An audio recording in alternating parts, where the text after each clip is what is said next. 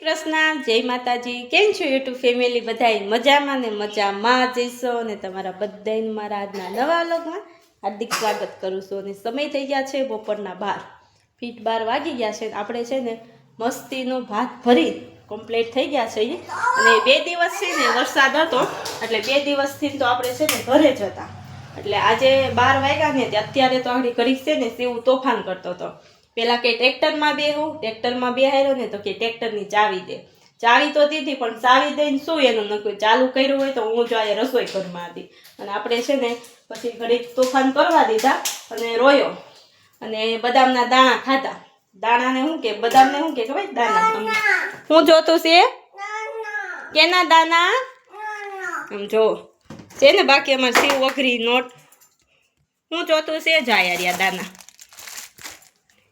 અમારે શિવ છે ને બદામને દાના કે એને તો એમ ક્યાં સિંગ ગઈ છે કા ભાઈ કેમાં ખાવા છે હા કેટલા દઉં કેટલા હે શિવ કેટલા દાના દઉં હાલે કેમાં ખાવાના જો એક આરે 2 દાના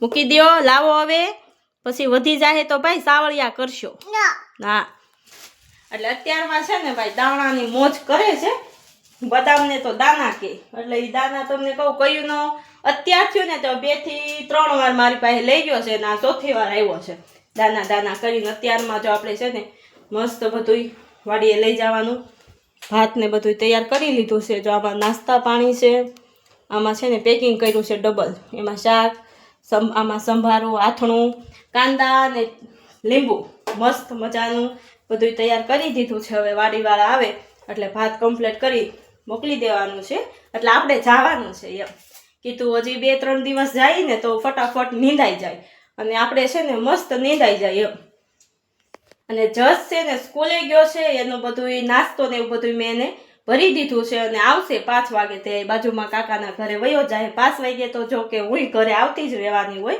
પણ કાંઈ નક્કી ન હોય આમ તેમ થોડુંક શેઠે પૂગવામાં વાર હોય કે નહીં તો 5:30 થઈ જાય એટલે કાંઈ નક્કી ન હોય એટલે હું એની સુવિધા કરીને જાઉં છું અને શિવને જોડે લઈને જાઉં છું હવે છે ને ભાત થેલીમાં ભરી દઉં ને અગાસી ઉપર જ આપણે છે ને કપડાં સુકાણા છે એનું વહેલું મશીન કરી નાખ્યું હતું ને એટલે સુકાઈ તો ગયા છે પણ ન સુકાણા હોય તો વરસાદ પાણીના છે ને લઈ અને નીચે રાખી દેવા છે પછી નિરાંતે વાડીએ જવું છે ત્યારે છે ને બપોરા કરી વાડીએ કમ્પ્લીટ થઈ ગયા છે અને મમ્મીની લોકો છે ને આરામ કરે છે આપણે જો વાસણ સાફ કરી નાખ્યા છે વાડીએ એક કામ સારું છે ને ઘેરે તો કેટલું બનાવ્યું હોય ને તો કેટલા વાસણ થાય અને અહીંયા તો છે ને આપણે આખી થેલી ભરીને બધો સામાન લાવ્યા હોય ને તો એ વાસણ થોડાક થાય એટલે જો એટલા વાસણ છે અને અત્યારે છે ને આમ જો આ એક વાર તો નીંદાઈ ગયું છે આ સોયાબીન છે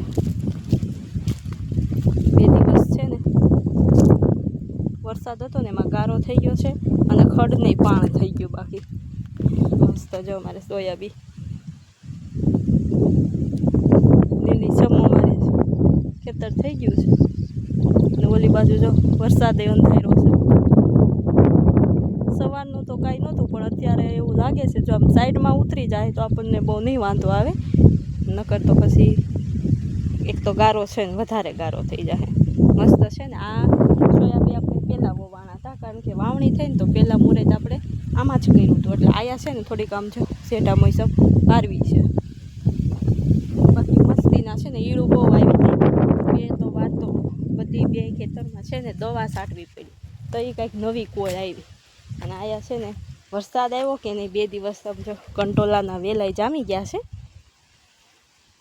જો નાના નૈયા હાથક છે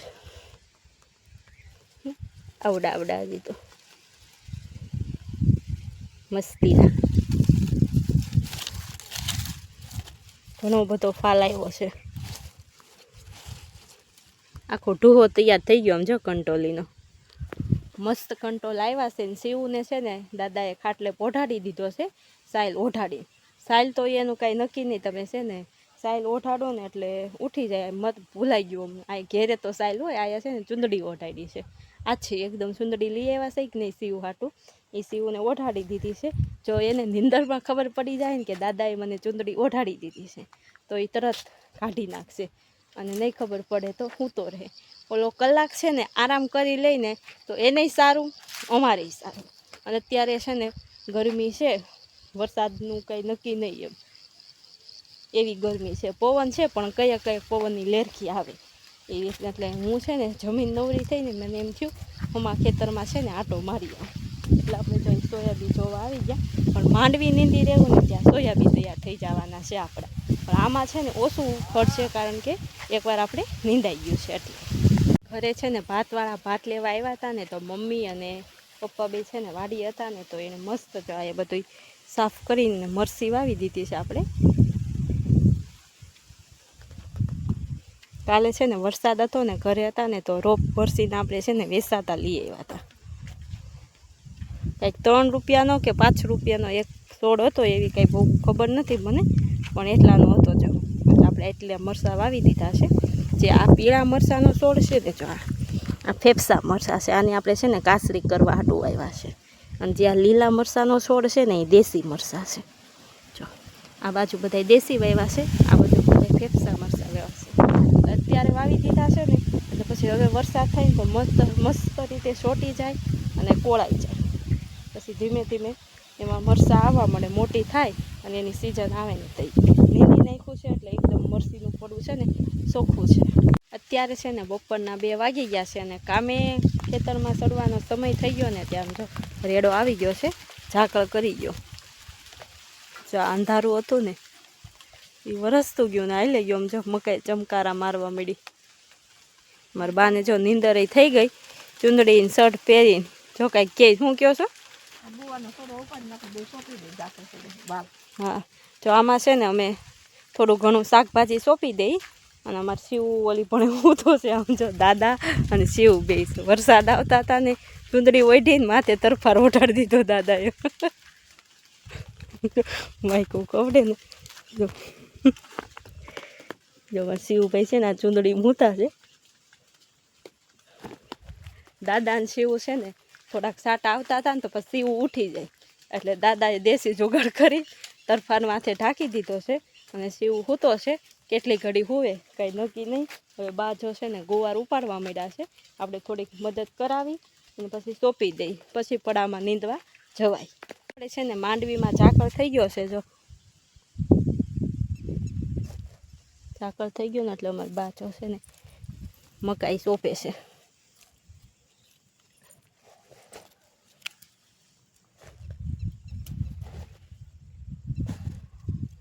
કઈ મકાઈ સોંપલમાં ધાણીની. જો અમે છે ને 2 વર્ષ પહેલાં મકાઈ વાવી હતી ને ધાણીની, તો અમારે ઘર પૂરતી થઈ હતી. તો અત્યારે લગન 2 વર્ષ આવેલી. અને અત્યારે છે ને અહીંયા માંડવીમાં થોડુંક ખાલું પડ્યું છે ને અહીંયા, એટલે અમારા બાજુ સોંપે છે મકાઈ.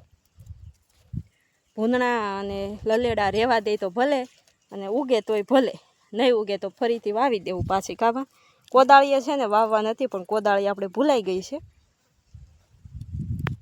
તો આપણે છે ને વાડીએથી આવી ગયા છે, અને વાડીએથી આવીને સીધા આપણા મિશન ઉપર લાગી ગયા. વાડીએથી આવી અને વાડીએ છે ને હું હાથ પગ ને એવું બધું ધોઈને આવી હતી.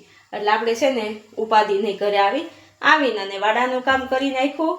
અને કાલે છે ને બહુ વરસાદ હતો, અને આજે વરસાદ નથી, એમાં છેતરાઈ ગયા. કારણ કે હું કામ છેતરાઈ ગયા, આમ જો વરસાદ હતો ને એટલે આપણે છે ને ઢોકળા પલાળ્યા હતા. મસ્ત કીધું ઠંડુ વાતાવરણ છે ને, ગરમા ગરમ ખાવું અને મોજ માણશું. પણ એવું કાંઈ થયું નહીં, જેવું વિચાર્યું હતું ને એનું ઊંધું થયું છે. અને આપણે જો પાણી ઉકળવા પણ કળિયામાં મૂકી દીધું છે, અને આમાં આદું મરચું લસણ ને બધું નાખી અને મસ્ત કમ્પ્લીટ કરી દીધું છે. અને હવે આપણે પહેલી ડીશ મૂકી દઈ, બને પછી તમને બતાવું પહેલી ડીશ આપણી કેવી બની, તૈયાર થઈ છે. જો આપણો છે ને પહેલો ઘાણવો બની અને તૈયાર થઈ ગયો છે મસ્તીનો. આમ જો પછા રૂ જેવા